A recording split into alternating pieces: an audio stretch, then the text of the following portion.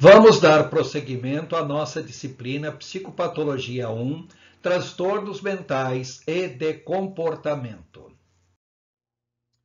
Agora, ainda nos chamados transtornos neuróticos, temos que destacar os transtornos dissociativo ou conversivos, antigamente chamado de histeria.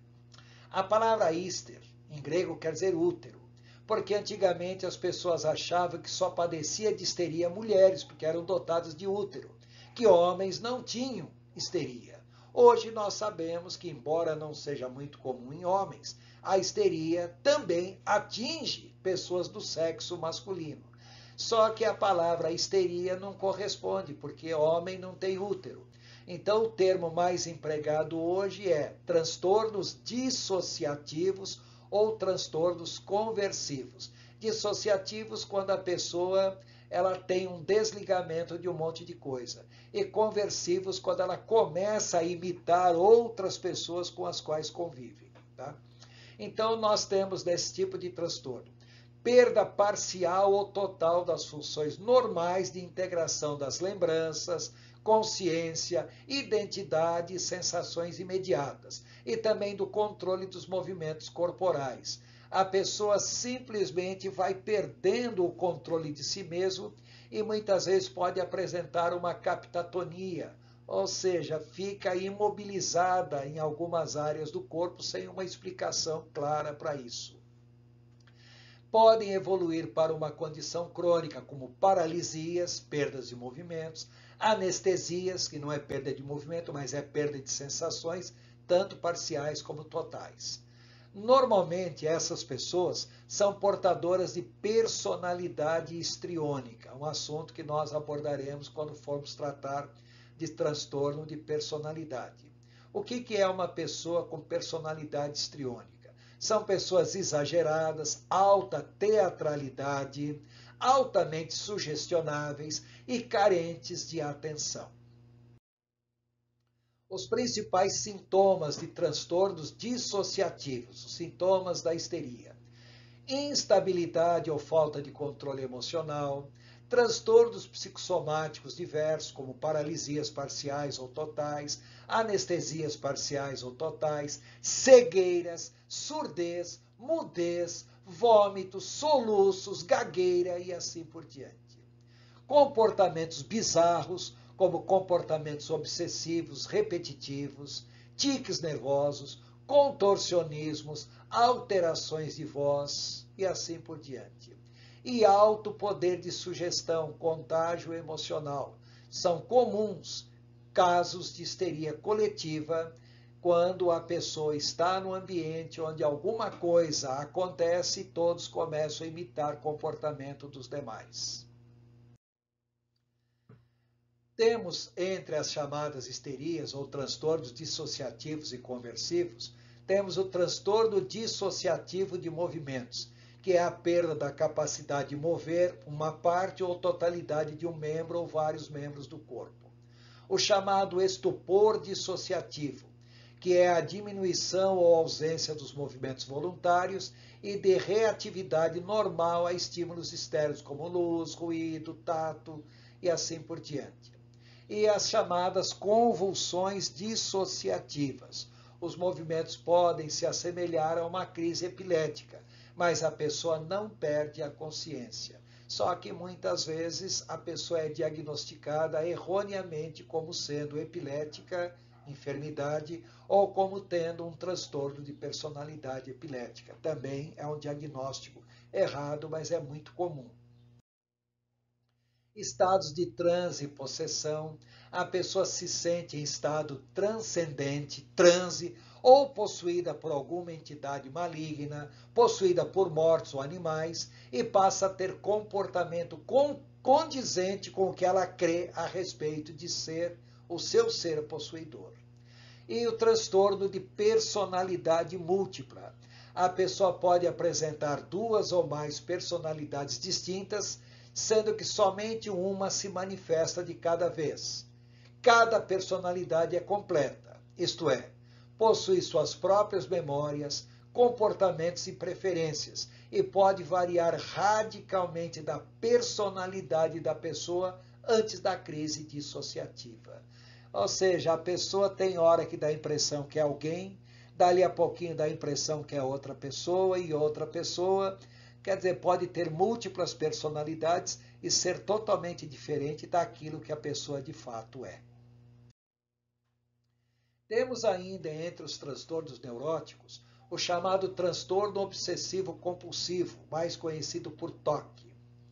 Nesse caso, a pessoa apresenta ideias fixas, ideias obsessivas ou comportamentos compulsivos recorrentes, comportamentos sobre os quais a pessoa não tem controle. As ideias obsessivas são pensamentos, representações ou impulsos repetitivos, estereotipados e desprazerosos. A pessoa gostaria de não ter aquilo, mas não consegue tirar tais pensamentos da cabeça. E os comportamentos e os rituais compulsivos são gestos e atividades repetitivas, estereotipadas, desprazerosas, que causam desconforto à pessoa, tanto desconforto pessoal como desconforto no seu ambiente social. Normalmente, o TOC acompanha alguma crise de ansiedade ou depressão. E essa ansiedade se agrava conforme a pessoa tenta resistir aos pensamentos obsessivos e aos comportamentos compulsivos. Quanto mais ela tenta resistir, mais ela vai acabar fazendo, porque ela não tem controle sobre si mesma. E de acordo com as características peculiares, o TOC pode ser com predominância de ideias ou de ruminações obsessivas. Então, ideias para agir ou fazer algo, a pessoa se sente impulsionada a fazer porque a ideia não sai da sua cabeça. Outras vezes, o que ocorre são hesitações intermináveis entre as opções e escolhas de algo, e a pessoa é tomada por uma incapacidade de tomar decisões banais, pensamentos fixos sobre determinados assuntos, normalmente relacionados a pecado, morte, inferno, culpa, responsabilidade e assim por diante.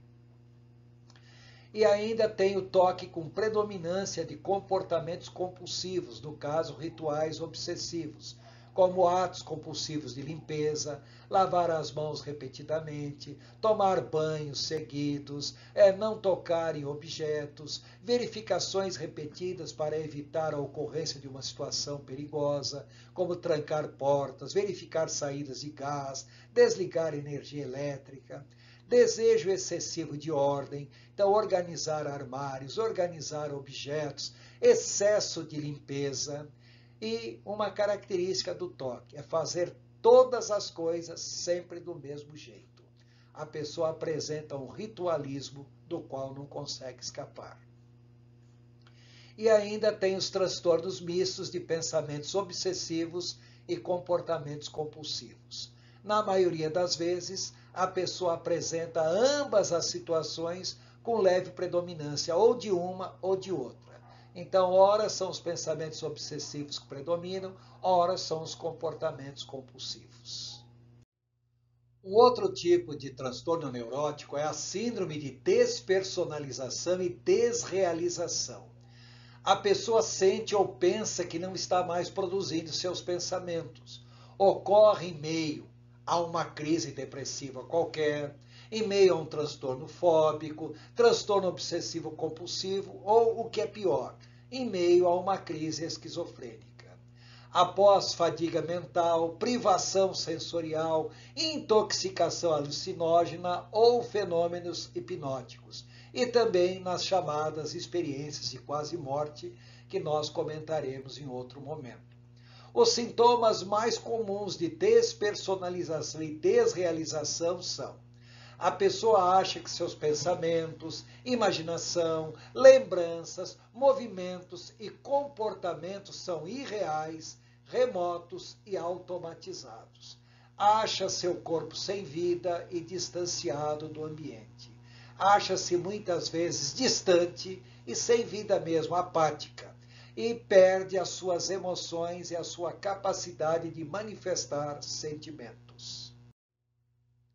E temos ainda a neurastenia ou fadiga neural. Astenia quer dizer fraqueza, então neurastenia seria fraqueza nervosa, uma total fraqueza mental e física decorrente de esgotamento mental. Os sintomas mais comuns da neurastenia são pensamentos distrativos, dificuldades de concentração, pensamentos ineficientes, fraqueza e exaustão física após esforços mínimos. A pessoa sente uma fraqueza, uma moleza, uma incapacidade muito grande de reagir. Sensação de desconforto físico, muitas vezes acompanhado de dores musculares, incapacidade total de relaxar apesar da fraqueza, e tontura, vertigem, aonde a pessoa muitas vezes mal consegue se manter em pé ou sentada, ou o que é pior, quando a pessoa fica em alguma posição que não é comum, como se abaixar, por exemplo, como se virar para pegar um determinado objeto, a pessoa sente uma tontura muito grande. Continuando ainda os sintomas da neurastenia, temos dores de cabeça frequentes e muito fortes, irritação, falta de prazer nas coisas, a pessoa tem anedonia, mesmo aquelas coisas que antes sentia prazer em fazer, falta de sono, que é a insônia, e outras vezes exatamente o oposto, o excesso de sono, a hipersonia, mas a pessoa não consegue de fato relaxar e descansar. Dificuldade de digerir os alimentos, que é a famosa dispepsia, e pode predispor a pessoa para pegar doenças muito comuns, como gripe, hepatite viral, mononucleose infecciosa e assim por diante. Um exemplo bem comum de neurastenia é a síndrome de burnout.